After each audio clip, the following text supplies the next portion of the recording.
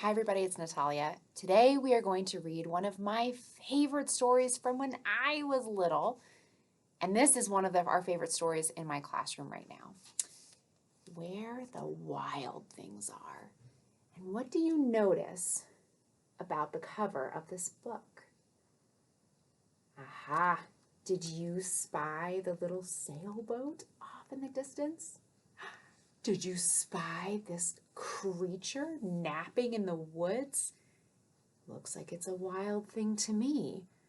I wonder if we're going to find any other wild things in this book. Are you ready to read it with me? Okay.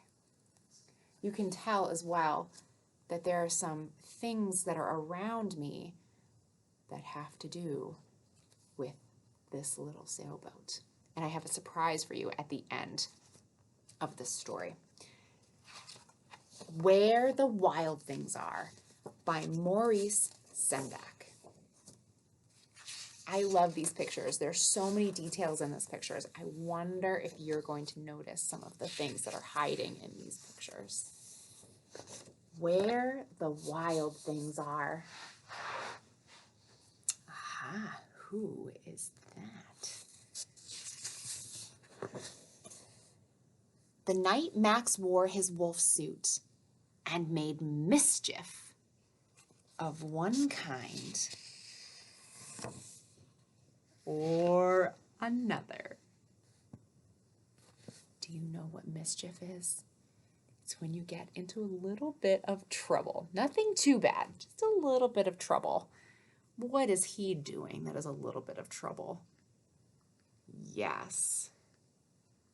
Look at the worried face on that poor little dog. His mother called him Wild Thing, and Max said, "I'll eat you up." And so he was sent to bed without eating anything. Look at his face. Take a look at his room now. What do you notice about what is in his room? Is there much for him to play with? Is there much for him to do? I wonder what he will do. That very night, in Max's room, a forest grew.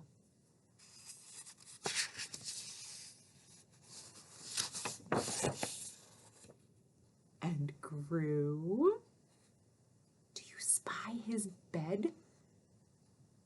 Yes, look, it's hiding behind these trees. And grew until his ceiling hung with vines and all the walls became the world around him. Look at that wild world.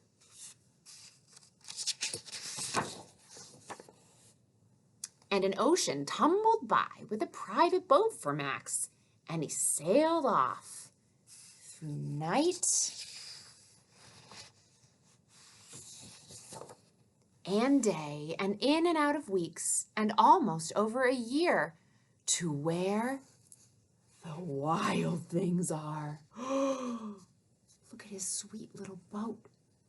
Look at that wild thing. One wild thing meeting another. How does he look on his face?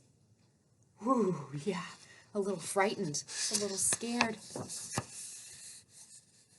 And when he came to the place where the wild things are, they roared their terrible roars, and they gnashed their terrible teeth, and they rolled their terrible eyes, and they showed their terrible claws.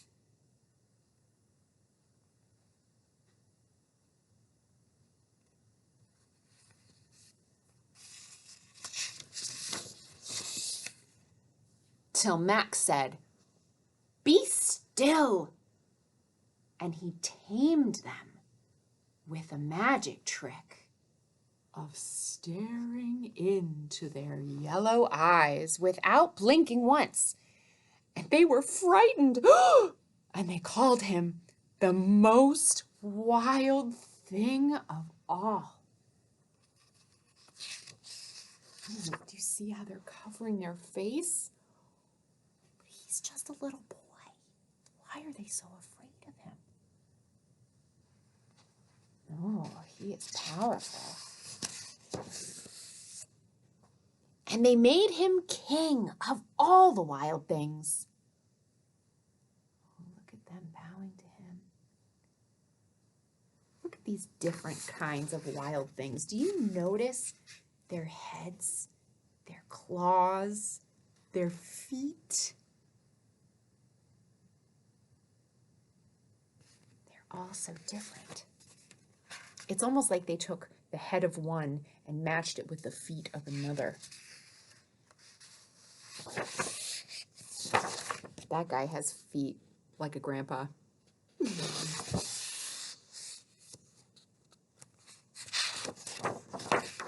And now, cried Max, let the wild rumpus start. Wow. If you don't know what a wild rumpus is, the next few pages will surely show you.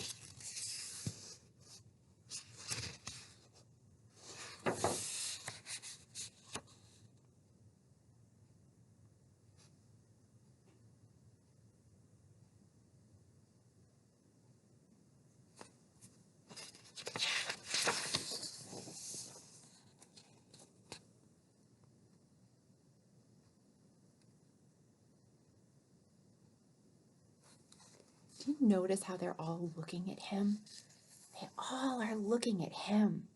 Like he is the king, like he has all of the answers to all of the fun.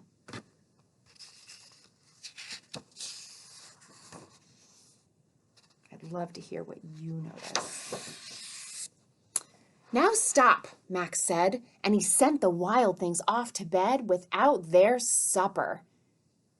Was somebody else sent to bed in this book in the beginning without their supper for being a wild thing?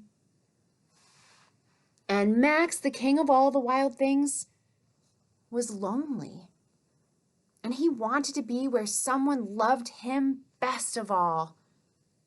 Then, all around from far away across the world, he smelled good things to eat. So he gave up being a wild thing, king of where the wild things are.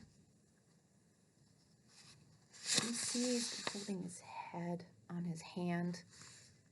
He's starting to look a little sad. I wonder why. Who do you think knows Max best of all and loves him best of all?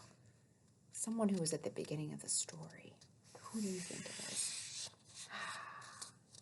But the wild things cried, "Oh, please don't go. We'll eat you up. We love you so." And Max said, "No." The wild things roared their terrible roars and gnashed their terrible teeth and rolled their terrible eyes and showed their terrible claws. But Max stepped into his private boat and he waved goodbye.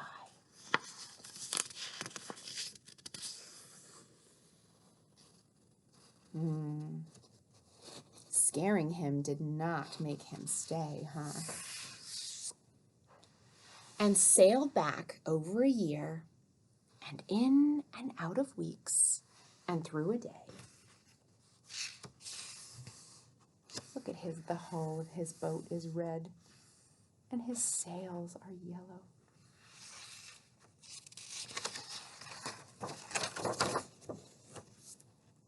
And into the night of his very own room, where he found his supper waiting for him.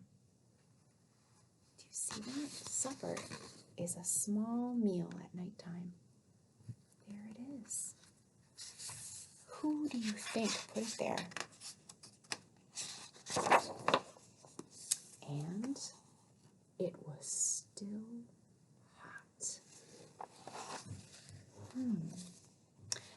Did you like that book?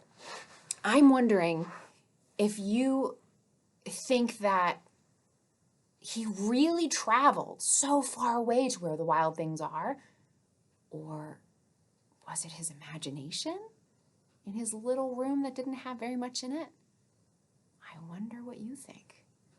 Now for the surprise. Do you see life preservers behind me? If you were sailing on your private boat, you would put one on. And right behind me, I have my sail right here. So you can take the sail down. And look who's behind me. It's Max. Let's all hoist the sail. Ready? Get your hands ready and help me pull it up the mast. Pull it up, pull it up. And there it is. That's our beautiful sail. Now I'm going to make fast on the cleat so that the sail stays up. And you can wave goodbye to Max.